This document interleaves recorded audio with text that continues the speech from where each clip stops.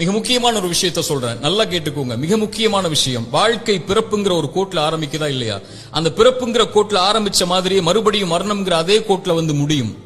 பிறக்கும் போது எப்படி ஒண்ணும் இல்லாம வந்தானோ அது போல மரணிக்கும் போதும் ஒண்ணுமே இல்லாம எல்லாத்தையும் விட்டுட்டு போயிருவான். அவனுடைய செல்வம், சொத்து, குடும்பம், குழந்தை எல்லாத்தையும் விட்டுட்டு ஒண்ணும் இல்லாம பிறந்தது மாதிரியே போய் சேர்ந்துருவான்.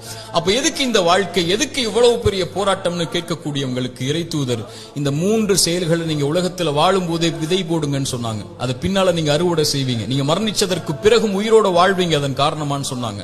அந்த 3 விஷயம் என்ன தெரியுமா? முதல் விஷயம், இறைவன் உங்களுக்கு செல்வம் ஒண்ணு கொடுப்பான், அது பிறருக்கு இந்த உலகத்திலேயே கொடுத்து உதவுங்க. அதன் மூலமாக ஒருவன் பலன் பெற்றிருந்தால், அதன் மூலமாக இன்னொருவன் பலன் பெற்றிருந்தால் அந்த தொடர் நன்மை உங்களுக்கு வந்தடையும் சொன்னாங்க.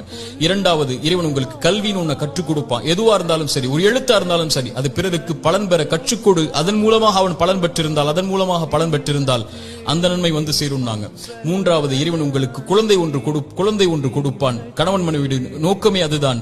அந்த குழந்தையை நல்ல முறையில் வளர்த்தெடுத்து அந்த குழந்தை உங்களுக்காக பிரார்த்தனை செய்யும் அளவிற்கு நீங்கள் வளர்த்திருந்தால் அந்த குழந்தை செய்யக்கூடிய பிரார்த்தனைன்னு சொன்னாங்க. அப்படி நல்ல குழந்தைகளை இந்த பூமியில் இருந்து மரணிப்பதற்கு முன்னதாக வளர்த்தெடுப்பதுன்னு சொன்னாங்க. இந்த 3 விஷயத்தை யார் இந்த பூமியில் மரணிப்பதற்கு முன்னதாகவே உலகத்தில் விதை போடுவாரோ அவர் மரணித்ததற்கு பிறகும் அதை அறுவடை செய்து கொண்டு இந்த உலகத்தில் உயிர் வாழ்ந்து கொண்டே இருப்பார், இந்த உலகம் அழியும் வரைன்னு சொன்னாங்க.